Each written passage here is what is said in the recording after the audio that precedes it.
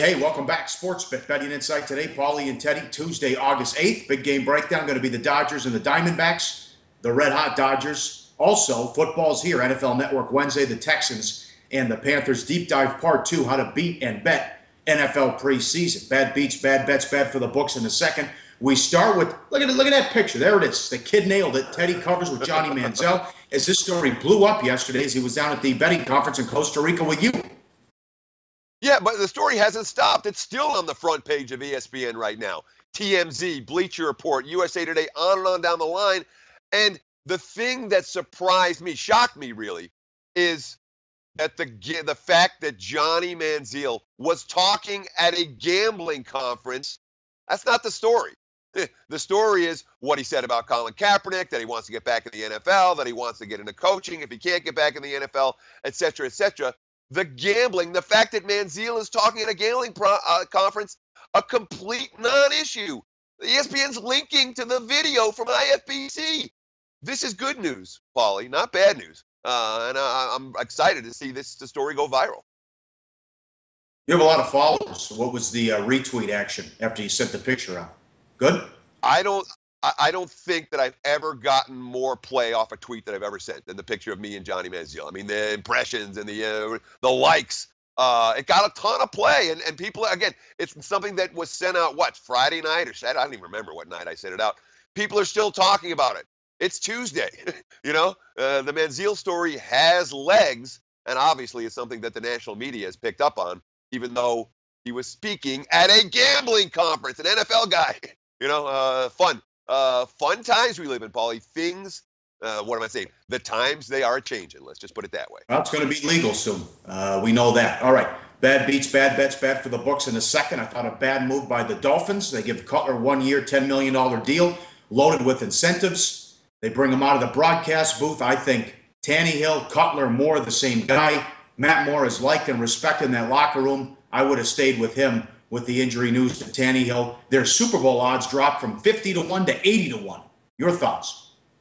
Yeah, I mean, all the odds on Miami have dropped since the injury to Tannehill. And, of course, when you have a quarterback who is and a young up-and-comer, and then he gets hurt and he's out for the year, he's going to be replaced by a guy. Look, everyone knows that Jay Cutler has great arm strength, and everyone knows that Jay Cutler can read a defense. But in a decade plus in the NFL, everyone knows that Jay Cutler hasn't really won as an NFL quarterback.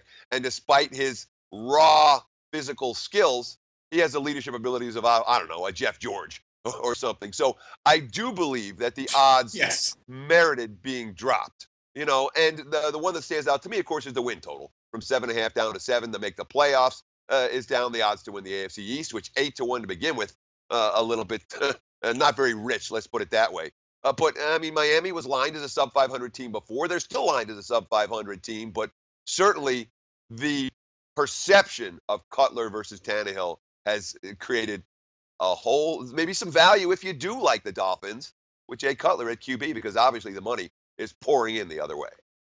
All right, bad bet. If you watched Sports Bet yesterday, we talked about this game, 20-cent move on the Angels. They went off a $1.45 favorite. The markets liked Ramirez, Machado with a grand slam in the 7th. Here come the Orioles. They win again. That's 8-10. Yeah, I think not enough folks watched SportsBet yesterday because that line went Angels -125 to -145. Obviously, Baltimore was our play of the day. And, there are issues with the bullpen for L.A. That's why Ramirez was left in. And as you mentioned, the Machado grand slam was the difference in that ballgame. Did you happen to see Mike Trout's birthday home run again, Pauly? Yes. Did you see it? It's one of those situations that you almost never see that. The guy clocks one foul with a 3-1 count. It had to be 400 feet down the line. And then the next pitch, he straightens it up and hits the bomb. It was insane. You never see the guy that almost, the home run curves foul, and the next pitch, he goes to almost exactly the same spot and gets it out of the yard. Mike Trout's unbelievable form right now. Bad for the books, 30-cent move on the Pirates, $1.70, $1.75 favorite. Williams shuts them out. He wins 3-0. Markets were lining up against Zimmerman, who was great the last time out. Williams only allowed 2 hits. Yeah, I mean, Zimmerman was good. He came in with an ERA above 5, and we talked about some of the quotes from him as well as a guy that may have some potential moving forward, despite an ERA over 5 for the season, and he pitched fairly well. But I'll tell you what, Williams, 2 hits allowed in that 7 innings of shutout ball. He's been pretty good for Pittsburgh. A hurler you might want to keep your eye on. All right, this turned out to be a mismatch. 20-cent move on the Cardinals. Martinez against Kennedy. Kennedy went 6 innings, gave up 6 runs. Cardinals with the win. They went off $1.25. Yeah, I mean, Carlos Martinez finally managed to get through a first inning without giving up a run. That was the first time in the last 7 games that he didn't allow a first inning score. And then the pitching mismatch versus Kennedy really played out. Kennedy was bombed in a 6-run fourth, 5 runs coming in with 2 outs. He walked home a batter. There was another run scoring on a bad throw from the catcher, and then the 3-run bomb to close out the inning. St. Louis takes the money. St. Louis gets the win. That was a bad result for the house. All right, up next, big game breakdown. The red-hot Dodgers on the road against the Diamondbacks for a big series, and then the Texans and the Panthers. NFL preseason on SportsBet. Betting Insight today on SBRpicks.com. Do your research before you bet. Check out our ratings guide to see which books have the best ratings and sign-up bonuses. Open up several accounts and shop for lines at SBRodds.com. Always be ahead of the game. Back on SportsBet, time for Big Game Breakdown. As always, sponsored and powered by BetOnline. BetOnline number $1.29. The total Dodger money. It's Maeda against Godley. As when are you going to get the Dodgers this cheap during their epic 44-7 run? Remember, they haven't lost to a team other than Atlanta since July 2nd. And what's more amazing, the streak came to an end. But they had won 53 games in a row in which they had the lead. Everyone's doing it for the Dodgers. Seager, Turner, Bellinger, 32 home runs. Remember, they started 9-11. And now you see their record. They're on pace for 115 wins, Teddy. It's insane. And to see the Dodgers at this price is almost a little bit of a head scratcher. I look back since the beginning of June, they've been minus 120 or shorter maybe 3 times. Since the break, there was McCarthy versus Straley, the first game off out of the break in Miami. LA won that game. It's minus 120 or shorter. There was Darvish versus DeGrom last Friday night. Dodgers won that one as well in easy fashion. I think that closed minus 117. And this one in the minus 120 range, although that initial money is coming on LA. And of course it's coming on LA. Dodgers, even against Zach Godley, who we'll talk about in a minute, Dodgers can't be priced in this range, can they, Pauly? No, I'm with you on that one. Godley has been awesome, but this is, you saw it Friday, and I had the Mets, because DeGrom, the Mets have won 8 of the last 9 starts for DeGrom, and then Darvish went out there and threw a gem. Seager, look at this, he's number 2 in WAR behind Trout, and Seager has 60 fewer plate appearances than Altuve. Since the break, he's hitting .345. The slugging, you see the OPS as well. There's so many guys that can beat you in this lineup, but this is another surprise. Just like Ryu, Sunday was 7 innings pitched and one hit allowed. Look at Maeda. Last 4 starts, 4-0, 22 innings pitched with a 1.23 ERA, and he had 7 innings of shutout ball against the Braves last time. Yeah, and then let's go through these one at a time because, I mean, we've seen a ton of hype for Turner and a ton of hype for Bellinger. Corey Seager's not getting any hype. This is a guy who's 23 years old, okay? He's got a .523 career slugging percentage, 49 homers and 144 ribbies. MLB WAR, he's number 2 in all of baseball behind Mike Trout. Bellinger's getting the love. Turner's getting the love. There's Seager, ranked 2 in baseball. Since the All-Star break, he's been insane. 1.058 OPS, 643 slugging. He's on fire, and yet he's a guy that hasn't gotten the love of some of his teammates. And the scary thing for the Dodgers' opponents, as you talked about, Maeda, sick numbers in his last 4 starts. Maeda's not their number 1 starter, or their 2, or their 3. He could be the pitcher of the month right now. 7 shutout innings in Atlanta his last outing, only 2 hits allowed. Here's a quote from Dave Roberts on Kenta Maeda. From the first pitch to the last pitch, he was on the attack. The fastball held the velocity, and he was just attacking the strike zone all night long with his mix. And it was just fun to watch. When you have an offense like this, when you have a pitching staff that's going like 6 deep in the starters, man, the Dodgers are good. They're a team I have no interest in stepping in front of, despite the fact we've been talking the last month about Godley, and he shut out the Cardinals and the Cubs on the road in his last 2 starts, 12 strikeouts, only 7 hits allowed. In 2017, he's 8th in ERA, and he's 9th in FIP. In the magic formula, if you're over 9 strikeouts per 9, and the ground ball percentage is 50, you're going to be pretty good. And the strikeouts per 9 are 9.2, and the ground ball rate is 56. 7.1. He continues to get it done, and he's doing it against good teams, too. Sure, Zach Godley's bet on all the way. And really, the markets are just starting to catch on to how good he's been. That's why this line is as short as it is. But you said it right, Pauly.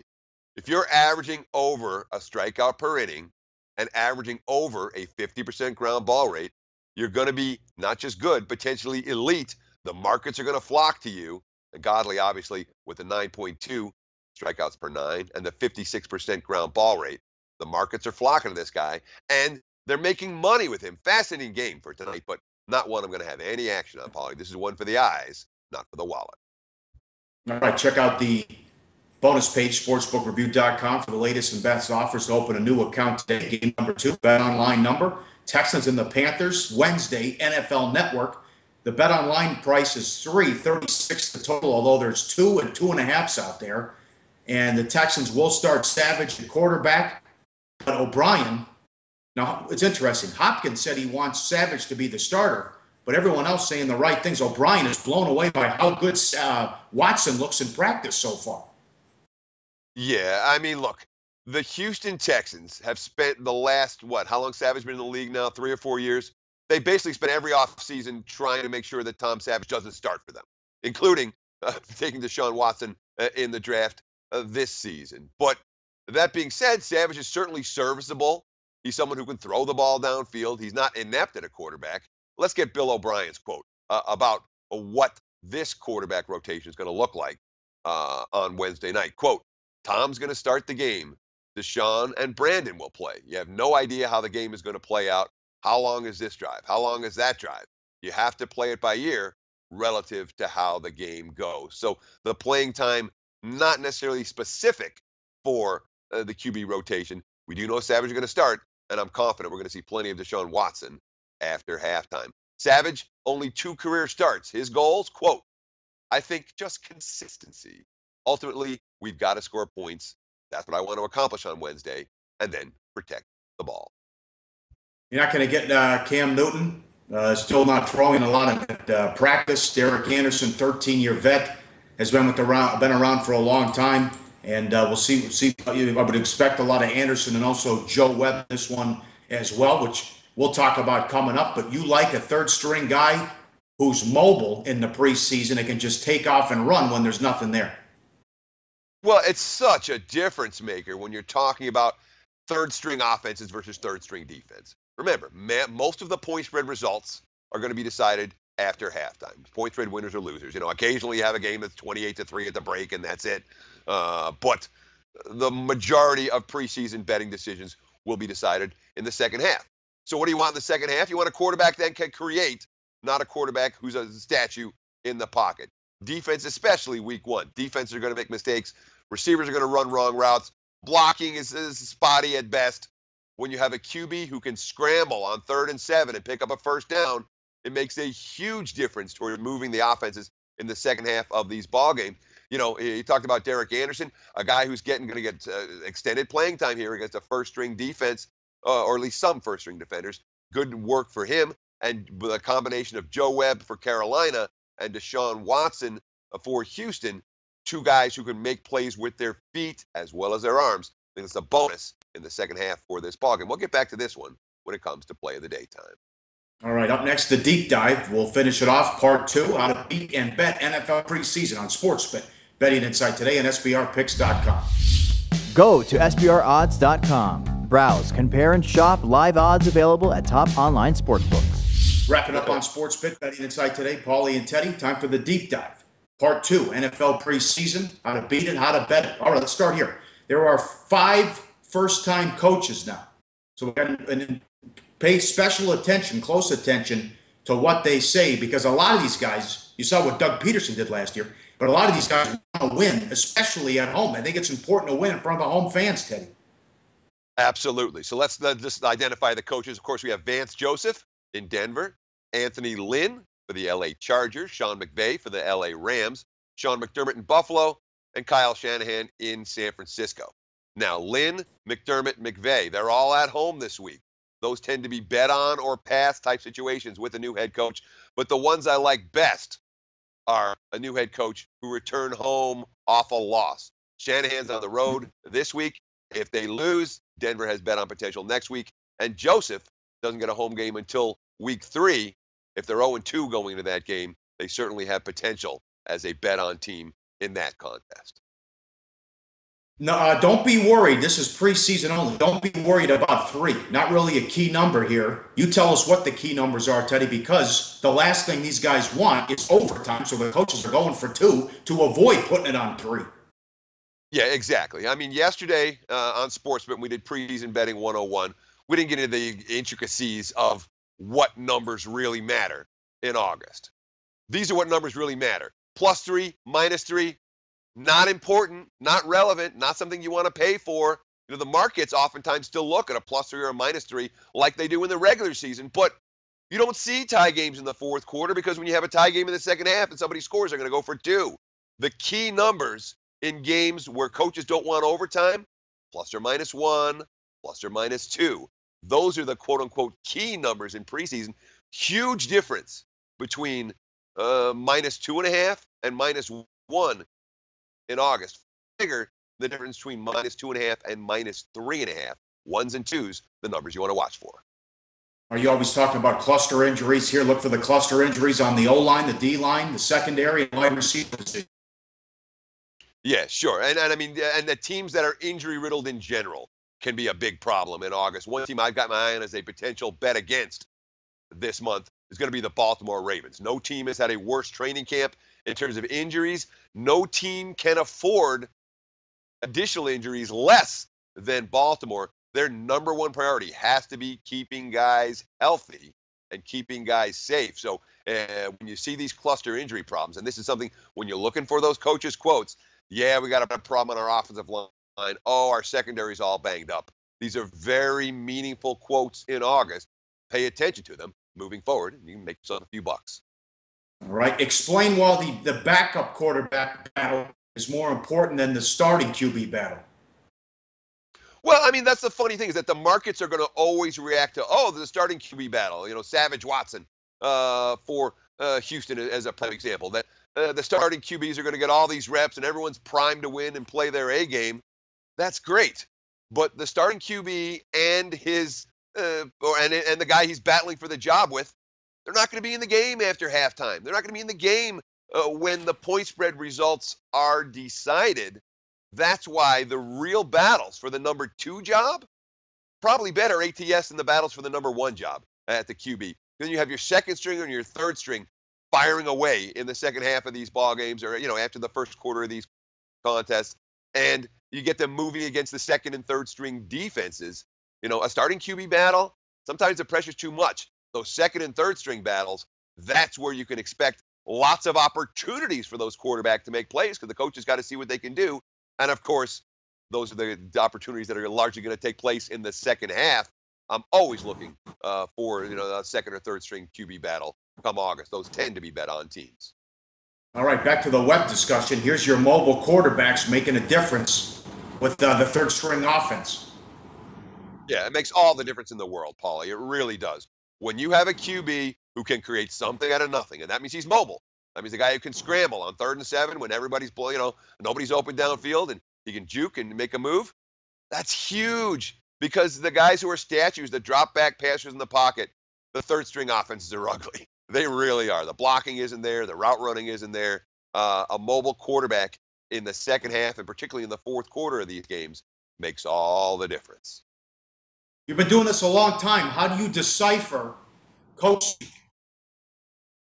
It's an interesting question, and it's a good question, Paulie. And there's no how do you decipher it? What you do is you read and then you watch, and you read and you watch. Belichick's a great coach speak guy. You're trying to decipher what is he saying, what does he mean. I'm always, some of the quotes. I'm always, we're working on competition this week. That means everybody's going to play, and you're going to get the guys who are going to get cut next week, getting ample playing time in the second half. But a lot of those little nuances, how do coaches describe something? How do they describe their player rotations? If you pay attention over the years, you'll get a pretty good read on what these coaches are trying to do, even when they're not actually saying it. This is what I'm trying to do. So deciphering coach speak, it does take some time, but I'm telling you, it is a worthwhile endeavor. It's something you want to try to do to win in preseason betting in August. How many times do you lay more than 2 points? Sometimes I will, but here's the key. If you're laying more than 2, and 2, of course, 1 and 2 are the key numbers. More than 2 is too much unless you have a real reason. And that means you need a bet on reason for the one and a bet against the other. You'll find spots like this where there's a legit bet on and a legit bet against, but that's the only way you're going to catch me laying more than deuce in a preseason game. You know, need a team that's not going to show and a team that's definitely going to show in order to get to the window with what I call higher points. Especially look at these weak numbers. Not a whole lot of games lying higher than 2 or 2.5. All right. There was a parade today in Las Vegas. We finally gave out a winner in baseball, winner with the Orioles on Monday at plus price. Finally. All right, money time play of the day back. You teased it earlier. Back to the game Wednesday night, NFL Network. Texans-Panthers. What are we doing, Teddy? Yeah, game number 251, 252. The first game of the NFL preseason this week on the card. Standalone game on Wednesday night. We're going to take a look at Houston and Carolina over the total 36. The prevailing number right now. Look, we've got quarterbacks who can make plays with their feet. We've got good quarterback rotations throughout, and I'm expecting all the QBs in this game to get their fair share of opportunities to throw the ball downfield. We had an over in the Hall of Fame game. Let's go for an over on Wednesday night as well. Houston, Carolina, over 36. That's our play of the day. All right, very good. We're back Wednesday. Thanks for watching. Football's here. Tell your friends on Sportsbet. Betting Insight today on SBRpicks.com.